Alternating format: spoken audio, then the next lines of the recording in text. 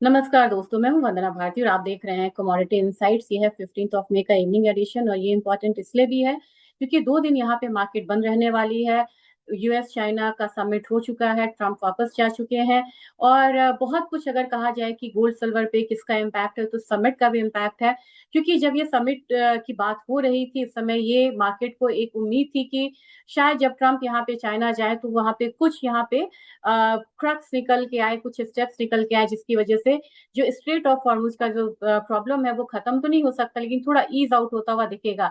लेकिन ऐसा कुछ भी मार्केट को नजर नहीं आया और ये जो मीटिंग्स थी ये बहुत फ्रूटफुल होके ना, मतलब एक म्यूटेड एक मीटिंग थी जिसमें कि जियो पॉलिटिकल मुद्दे भी थे। इन्होंने अपनी बोइंग की यहाँ पे कह सकते हैं कि एग्रीमेंट की बात करी, कुछ बात यहाँ पे चिप से रिलेटेड हुई, एग्री कमोडिटीज से रिलेटेड हुई, लेकिन यहाँ पे स्ट्रेट ऑफ हॉर्मुज से रिलेटेड कुछ भी बहुत यहाँ पे क्रूशियल बात निकल के नहीं आई। मार्केट यहाँ पे डिसअपॉइंट हुआ है और क्रूड ऑयल प्राइसेस पे हम लोगों ने लगातार एक अपसाइड आता हुआ देखा और क्रूड ऑयल प्राइसेस के हायर साइड आने से एक इन्फ्लेशन कंसर्न बहुत ज्यादा यहाँ पे बन गया है। इंटरेस्ट रेट हाइक की अब यहाँ पे कयास लगाई जा रही है कि इंटरेस्ट रेट हाइक भी हो सकता है और उसका सबसे ज्यादा पैनिक हम लोगों ने गोल्ड और सिल्वर में आता हुआ देखा। तो गोल्ड और सिल्वर में अगर आप देखेंगे आज के दिन में हम लोगों ने बहुत शार्प डिक्लाइन यहाँ पे आता हुआ देखा है। गोल्ड एक स्टेबल कमोडिटी होती है, तो जब स्टेबल कमोडिटी होती है तो हमने रैली भी बहुत कम आते हुए देखी और ये फॉल जो है, फॉल तो डीप है यहाँ पे लेकिन हम लोगों ने बहुत फॉल आता हुआ नहीं देखा। अब यहाँ पे डिफेंड करना होगा गोल्ड को 4500 के लेवल्स को, नहीं तो नेक्स्ट यहाँ पे आप जो लेवल है वो 4350 का भी आता हुआ यहाँ पे देख सकते हैं।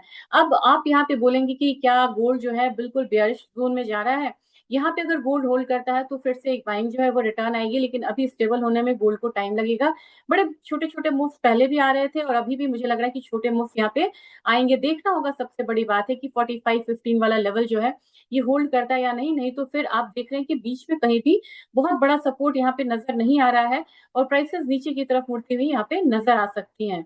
अब यहाँ पे अगर आप बोलेंगे कि इंटरनेशनल मार्केट में ये ट्रेंड है तो हमारे बाजार में यहाँ पे क्या होगा। हमारा बाजार जो है 2% के डाउनसाइड के साथ यहाँ पे ट्रेड कर रहा है और मुझे लग रहा है कि जैसे इंटरनेशनल मार्केट में हम लोगों ने 3.13% का एक जो डाउनसाइड मूव है वो आता हुआ देखा है।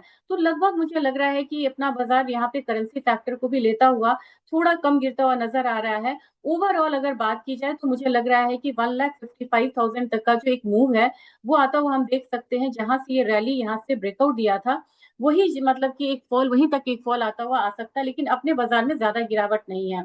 अब जब गोल्ड की बात चली है तो जब सबसे ज्यादा यहाँ पे कंसर्न आ रहे हैं या सबसे ज्यादा सवाल आ रहा है कि क्या हमें फिजिकल में बाइंग करनी चाहिए, तो फिजिकल पे बाइंग करने के लिए आपको 2-3 कारण बहुत अहम है।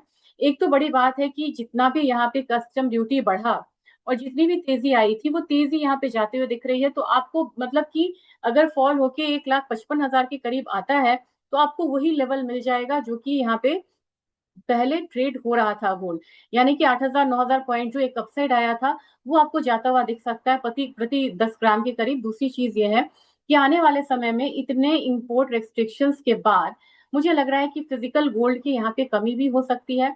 तो जो प्रीमियम अभी डिस्काउंट पे चल रहा है, यानी कि स्पॉट मार्केट इंटरनेशनल मार्केट से भी डिस्काउंट पे चल रहा है, एमसीएक्स से डिस्काउंट पे चल रहा है, वहां पे आपको तेजी आ सकती है और जो डिस्काउंट है वो प्रीमियम पे कन्वर्ट होगा। अब इसका मतलब क्या हुआ, जो आपका स्पॉट मार्केट यानी सुनार से जो आप सोना खरीदते हैं वो महंगा हो सकता है एज कम्पेयर टू एमसीएक्स।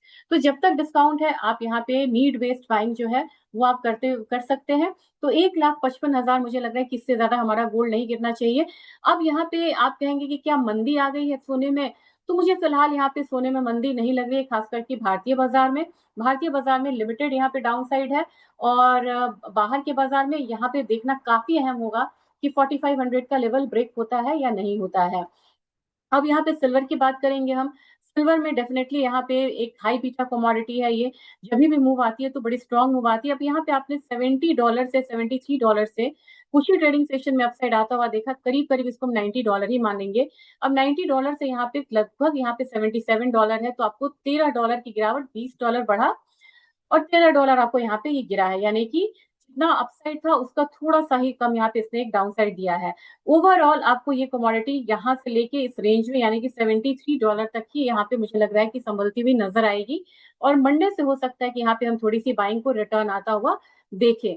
तो अगर आपने यहाँ पे सेलिंग किया हुआ है तो आपको एक बार ही निकलना भी चाहिए। सेलिंग बोलेंगे आप, सेलिंग में क्यों निकाल रहे हो, क्योंकि ऑलरेडी यहाँ पे बेरिश है।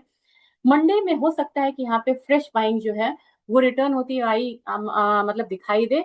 और यहाँ पे आपको अगर थोड़ा भी मतलब कि डीएस्केलेशन का न्यूज पड़ता है तो भी यहाँ पे एक बाइंग कंटिन्यू हो सकती है। तो मेरे ख्याल से यहाँ पे फायदा ये रहेगा कि वीकेंड का रिस्क ना लेके अगर आप सेलिंग में हैं तो एक बार यहाँ पे आपको निकलना चाहिए। और काफी लोगों ने यहाँ पे कहा था कि सिल्वर में आपने हमें मतलब निकलने के लिए कहा था, तो वहां पे हमने पोजीशंस को वाइंड अप किया था, चाहे वो ईटीएफ हो चाहे यहाँ पे डेरिवेटिव मार्केट हो। ये अच्छी बात है क्योंकि ये चीज नई नहीं है कि सिल्वर ने बड़ी मूव दी है। और मैंने ये भी बोला था कि बढ़ने की इंटेंसिटी जो होती है वो धीरे होती है और गिरने की इंटेंसिटी कम होती है। अब आप बोलेंगे ये क्या बात हुई? अब देखिए, एक दो तीन चार पांच छह कैंडल में ये जितना बढ़ा है, ये 2 दिन के कैंडल में इतना गिरा दिया, यानी कि जो गिरने की ग्रेविटी होती है वो यहाँ पे ज्यादा होती है, तो फॉल हमेशा जो होता है वो शार्पर होता है। अब आप बोलेंगे कि ये देख सकते हैं ना कि कितने कैंडल्स पे ये बढ़ा और बड़े कितने कैंडल पे गिर गया, 2 कैंडल पे ही ये गिर गया। तो सिल्वर की चाल ऐसी है, इससे बच के भी रहना चाहिए। लेकिन क्या सिल्वर में बड़ी यहाँ पे वो आ गई है, क्राइसिस आ गया क्या? यहाँ $50, $55, $60 वाला आएगा? मुझे लग रहा है कि आप कहेंगे कि मैं कैलकुलेटिव अगर मैं यहाँ बोलूँ तो मुझे लग रहा है कि $73 से $70 फिर एक एक्यूमुलेशन जोन यहाँ पे हो सकता है। कई बार सिल्वर ने यहाँ से वापसी लिया है, 1 2 3 4, और ये यहाँ पे पांचवा वेव बन सकता है। तो पांचवी बार यहाँ पे आपको ये वेव्स जो है वो बनने के लिए मिलेगा। और आपने कहा कि क्या एक्यूमुलेशन करना चाहिए ईटीएफ में, मतलब यहाँ पे 1 2 3 4 और पांचवा मिल रहा है, तो हमें यहाँ पे ये लेवल को मान के यहाँ पे 73 से 70 वाला जोन जो है उसमें ईटीएफ का एक्यूमुलेशन भी करना चाहिए और फिजिकल में भी यहाँ पे आपको करते हुए नजर आना चाहिए। अब सिल्वर जो है हमारे मार्केट में तो इतनी गिरेगी नहीं, आपको रीजन पता है, रुपया है, इम्पोर्ट ड्यूटी है। 2,60,000 मुझे लग रहा है उससे नीचे यहाँ पे सिल्वर को नहीं जाना चाहिए। हो सकता है इससे ऊपर यानी कि 2,65,000 पे भी एक बाइंग जो है फिर आपको रिटर्न आती हुई दिखे। तो अब जो मेजर जो मतलब क्रैश था वो यहाँ पे हम लोगों ने आता हुआ देखा है। अब धीरे धीरे छोटे छोटे कैंडल्स से, अगेन मैं बोल रही हूँ, बड़ा कैंडल्स गिरने का, छोटा कैंडल्स संभलने का, तो छोटे छोटे मूव्स जो है वो देखने को मिल सकते हैं। सबसे ज्यादा यहाँ पे अगर किसी ने निराश कराया मार्केट ने तो वो क्रूड ऑयल में, क्योंकि यूएस और चाइना की मीटिंग खत्म हुई लेकिन इसके बाद भी हम लोगों ने यहाँ पे बहुत बड़ा डाउनसाइड आता हुआ नहीं दिखा, जो कि यहाँ पे बाजार उम्मीद लगा के बैठा था। और यही कारण है कि हमारे यहाँ भी बाजार जो है वो अब 10,000, मैंने बहुत पहले से बोला 10,000 का लेवल आता हुआ दिख रहा है। किन्हीं की अगर बाइक पोजिशन हो तो आप यहाँ पे हटा सकते हैं। अब आपको देखना होगा कि ये जो मायूसी है इस मीटिंग की, ये हमारे मार्केट में ही नहीं है, ये बाहर के मार्केट में भी है।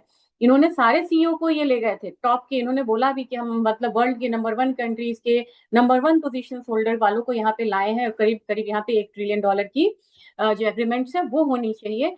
लेकिन इसके बावजूद अगर देखें तो कल आपका जो डाउजोन्स था उसने एक सलामी दिया मार्केट को, लेकिन आज के दिन हम लोगों ने यहाँ पे निराशा आता हुआ देखा है। तो डाउजोन्स से लेके S&P 500 इस मीटिंग का स्वागत किसी ने नहीं करा। लेकिन यहाँ पे एक सेफ हेवन बाइंग रिटर्न होके कहाँ पे आई है, वो है डॉलर इंडेक्स, ये भी यहाँ पे थमता हुआ नजर आ सकता है। और ये लेवल है आपको 99। तो ये कह सकते हैं कि एक नी जर्क रिएक्शन मार्केट का था इस समिट को लेके भी। लेकिन नेचुरल गैस यहाँ पे स्टेबल होता हुआ नजर आ रहा है और 285 तक के लिए मुझे ये कमोडिटी अच्छी लग रही है। बेस मेटल में मैंने पहले ही कहा था कि बेस मेटल में अब आपको निकलना चाहिए, मैक्रो नंबर्स जब अच्छे नहीं आए, मैक्रो नंबर्स यानी कि GDP numbers, trade number, inflation number, export import numbers, manufacturing PMI data, वो अच्छे ना आए तो यहाँ पे सिर्फ इन्वेंट्रीज का कम होना और स्ट्रैटेजिक रिजर्व क्रिएट करना इसको बहुत दिन तक हायर साइड नहीं रखेगा। तो 375 एल्यूमिनियम का, जिंक में भी मैंने डाउन साइड बोला था 360 जिंक में, कॉपर में 1335 बोला था, आ चुका है 1333 तक आ चुका है। तो मेरी तरफ से मेरा जो मतलब वो था लेवल था वो आ चुका है, यहाँ से मैं एग्जिट करना चाहूंगी। निकल की बात की जाए तो निकल में मैंने आपको नीचे का लेवल दिया था 1810 का, लेकिन उसको ब्रीच करता हुआ 1790 आया है। तो आज का जो दिन था वो करेक्शन का दिन था, और आज का दिन था जो करेक्शन देगा वो आपको वैल्यू बाइंग की अपॉर्चुनिटी देगा। क्योंकि वहां पे मुझे भी कन्विंसिंग नहीं लग रहा था, तभी मैंने सिल्वर में निकलने को बोला था। क्योंकि बड़े टॉप पे जाके मार्जिन पढ़ने की एक समस्या आ जाती है, हमेशा वो तलवार लटकी होती है ट्रेडर्स पे। और दूसरी चीज है, एनालिस्ट के लिए तलवार इसलिए लटकी होती है क्योंकि वो रिस्क रिवॉर्ड रेशियो हमारे फेवर से चला जाता है। तो ये जो करेक्शन है ये वैल्यू बाइंग की अपॉर्चुनिटी है, और जिन लोगों ने शॉर्ट किया है उन्हें भी यहाँ पे निकलना चाहिए। नया दिन, नई शुरुआत करेंगे, फ्रेश शुरुआत करेंगे, कुछ अपॉर्चुनिटी लॉस होगी तो मुझे माफ करिएगा। Thank you.